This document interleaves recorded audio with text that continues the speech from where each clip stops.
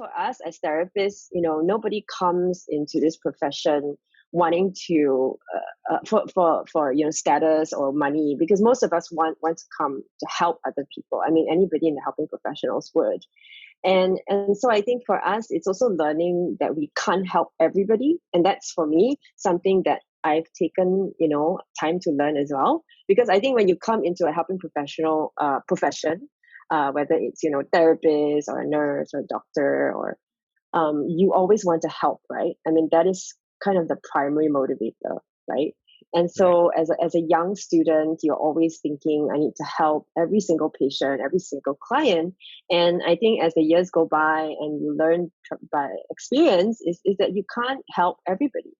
And that, for me, has been difficult, sometimes very difficult to accept, especially in the beginning, that you can't help everyone. And the second one is sometimes, that I think for me as a therapist is always the goal of me as a therapist is always to make myself redundant in a way, right? Because that's kind of how I can tell whether the therapeutic process has been successful, is when the person, that the client has the skills to independently take care of herself emotionally. So she becomes her own therapist, so it's kind of like the whole idea of helping someone help themselves, right? That's the biggest impact that you can make.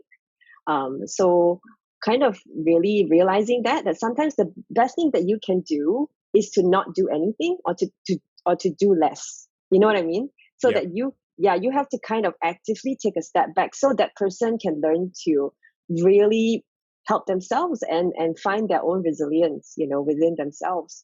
So for us, I think, all therapists have to go through this journey, right? That we have to learn to take care of ourselves so that we can take care of other people.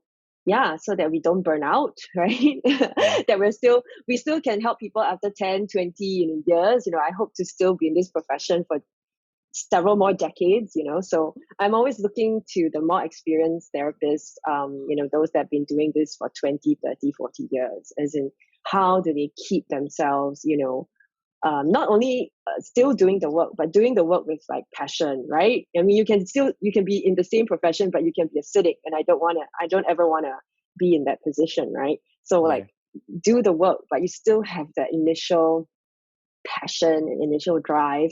I think that longevity is very hard to achieve. Yeah.